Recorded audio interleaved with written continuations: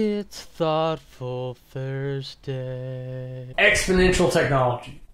I realized recently that there are people alive today that didn't really know technology like we know it today.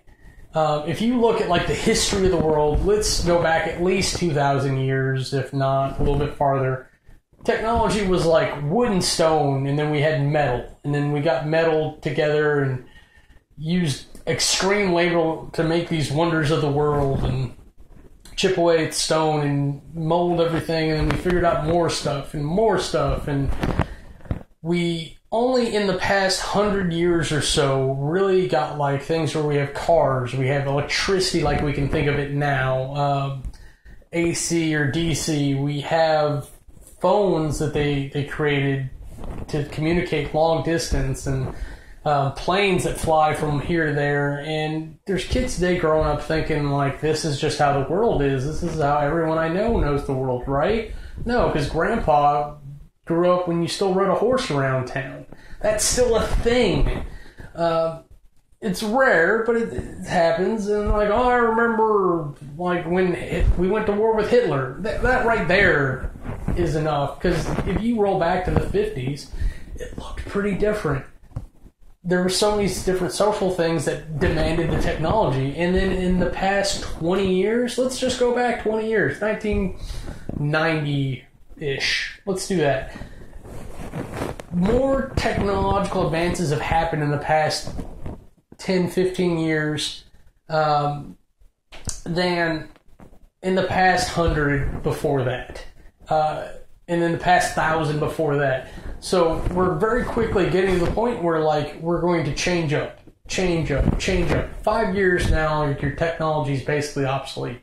I don't understand why we don't have things to compensate this. We're changing faster than we can adapt to it. It's like, oh, we got this thing that can say or go 40 megabytes per second. Like, well, now we have a thing that goes 100. So why do we need the 40? Like, so that gets abandoned in lieu of the 100. That becomes more popular and more standard, and then the 100 becomes 150. 150 eventually gets up to like a gig or whatever, and that's a continuous thing. So, but we don't have anything that captures that back end.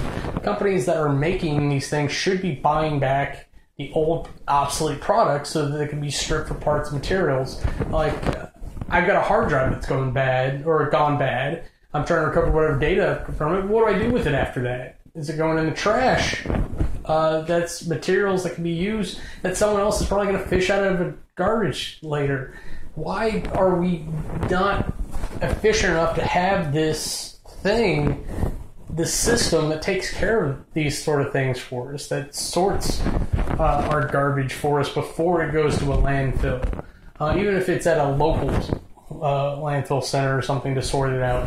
I don't get it. We're so fast, and that's my point. Is we have to be aware of what's actually happening around us, and it's that we're just going faster and faster and faster, and eventually we're gonna find secrets that we unlock that's gonna let us actually like blip up to the moon and back. And there's all these science fiction things that are just becoming science fact, like every year, let's say. I'm not gonna say every day, that's a little extreme, but like there was a time when like cellular phones were like a myth, and like it's like, oh, no one will ever do that. We have things in like Minority Report, like that murder board or whatever he has is a real thing. You can own that.